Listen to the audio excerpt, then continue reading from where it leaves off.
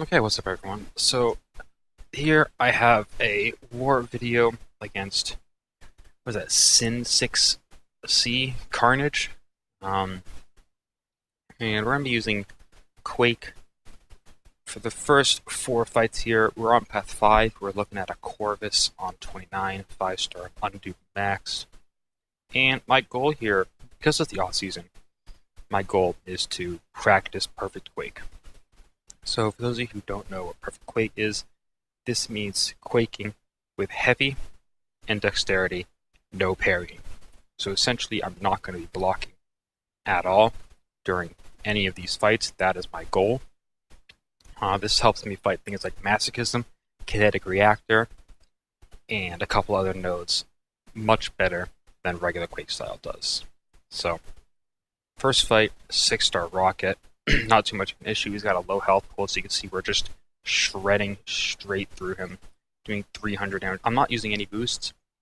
It's off season, like I said, so I'm using this as practice. No boosts, no health potions either. I'm going to be using this entire time.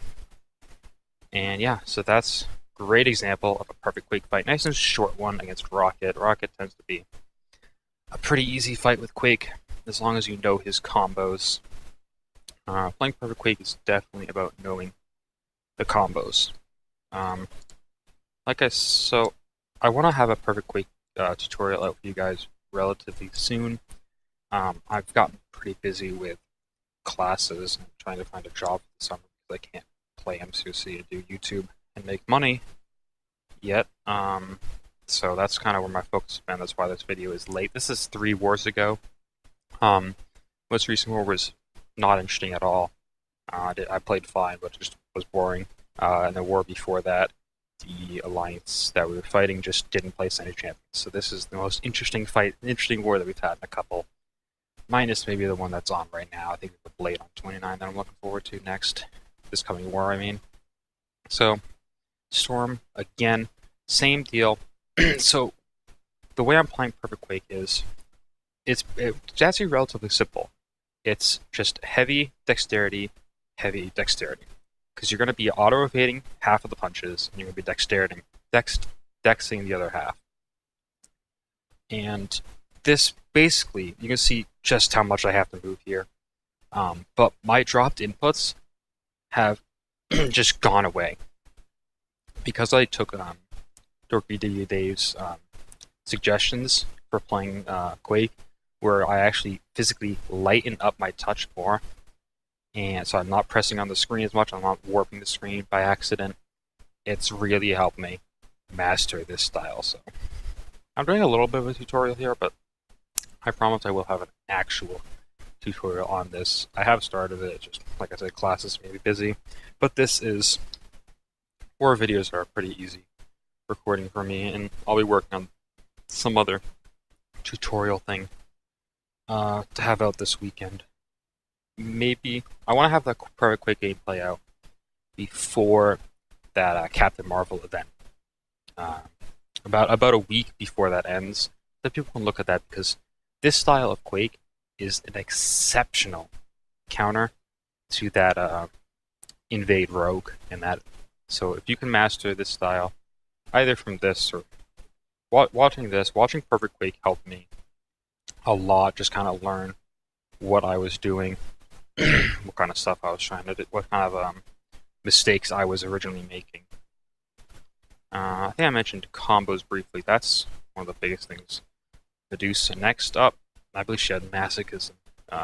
Energy damage isn't too much for her, but she's dealing a lot from my heavy burst of damage per tick. I mentioned combos. So one of the things you'll notice here is that I'm watching when she ends a combo, either as her 4th light, like there, or she ends it with her 2nd heavy, like there. Because one of the important things you can actually do with Quake is once they finish that, that's when you're going to be getting in your longest heavy charge. That's when you're really going to be getting in your aftershock charges. Because otherwise you're not going to be actually charging that many aftershock charges. You can see I got 10 and I got 2, maybe 3 more after that first stun went away. So it's all about getting playing Perfect Quake is all about getting aftershock charges in when you can. And it's great for war because you're not going to be dealing with that high health opponents. 3 fights down, perfect health still. We have not taken a single hit this entire war. We have not taken a single blocked hit this entire war. I'm ecstatic with how well this went.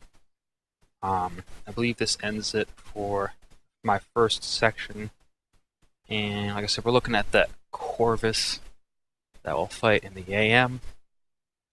So, into the morning, Corvus here. Looking ahead, the next fight is a poison node, making sure my alliance member doesn't have a poison immune champion, so that I'm going to be there. Didn't mean to click my profile. I always make Iceman to handle that poison fight, and I will be showing you that as well after this Corvus fight. Not a Quake fight though. Never a Quake fight, sadly, unless I've lost my other 2 champions. So, alright. Corvus, Cornered Masochism, Power Star 1. If you've seen my war fights, you've seen me fight 29. I fight 29 with Quake against everyone but Killmonger. I may be practicing against Killmonger relatively soon, though, because I really think Quake might be able to handle him on there. So, I think. I don't know. Corvus now.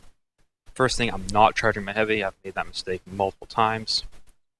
I'm just baiting out that SP1, and now we get to play Quake style. So, it's basically the same deal as before. We're just going to be watching his combo to end. If he decks after, and you saw I dexed after his combo ended there. If he went back in, I'd be dead. He would have just hit me immediately. But we're doing the same thing. I'm not familiar with Corvus' combo. In my opinion, the best way to learn a character's combo is play them. So because I don't have Corvus, I haven't really learned his combo. But we're on the 3rd, 4th aftershock, and I've already learned it pretty well here. I missed one right there. Right there, though. It's all about learning your opponent's combo. Got him down to 40% here. Still going. 2 minutes on the clock, and boom, boom. So, another 2 more hits. He gets a regen. This is pretty much not going to go well from here. You see I got dexed after there, and I messed up my timing. Corvus is dangerous to fight with Perfect Quake, because if you get hit, it's a guaranteed crit for him. Duped or unduped. You saw that one was maxed out, but he was unduped. So, he just crit me on every single hit there. What I probably should have done was wait for a stun and hit him with a heavy attack, because I believe that removes his immunity and also makes it so that I can't use any of those charges. So, off-season, no item use, no boosts. I'd say that's not bad for an unboosted Quake fight. 90,000 health, but I'm still not wicked happy with it. We'll finish it off with Voodoo here. Just aiming for that SP1 and trying to keep his immunities down here. Yeah, but overall, I'd say my Quake in this has gotten better. I'm using the off-season as practice, as everyone should, because it's a great way to learn Quake. I'm just healing him up here. I'm kind of playing way more passive than I should be. But I can punish Corvus' SP2 much better than I can punish his SP1 for a combo. He got rid of all the Spirit Venoms there. That's one thing that I think needs to be fixed. I don't know if it's broken or if it's just me that doesn't like it, but right here I'm going to go for the power control. Keeping even combo. I don't believe... Yeah, so I've learned from my many mistakes trying to punish his SP1. His SP1, he just can recover way faster than you think he can from that, so attacking him after that is good. Locking him in the corner as much as I can with Voodoo here. You can see how much block damage I'm taking. I think it would be critting me through a block, but we get the job done. Voodoo, definitely an R5 candidate, I think, for me. He's been really showing his own at war. Very last war of the season, he also took down a champion boss. That was a maxed out 5-star. I was very happy he did that. Yeah, next up, I wasn't really expecting anything here. So I kind of forgot what all the fights were except for this one. The Corvus, obviously. Unblockable SP2 brute force. I wasn't really expecting anything here. I think I checked. Yeah, check the profile. I see the blade and I say, okay, maybe it's a blade. Something. Okay, maybe it's a blade. I'll just dodge the SP1. I know I can dodge that. I can't punish it, but he doesn't have masochism, so I can just parry him and punish him there. So I'm pretty much expecting that, and I run it to a Korg. 6k above me. This is the strangest Korg fight ever. I'm shredding him right now.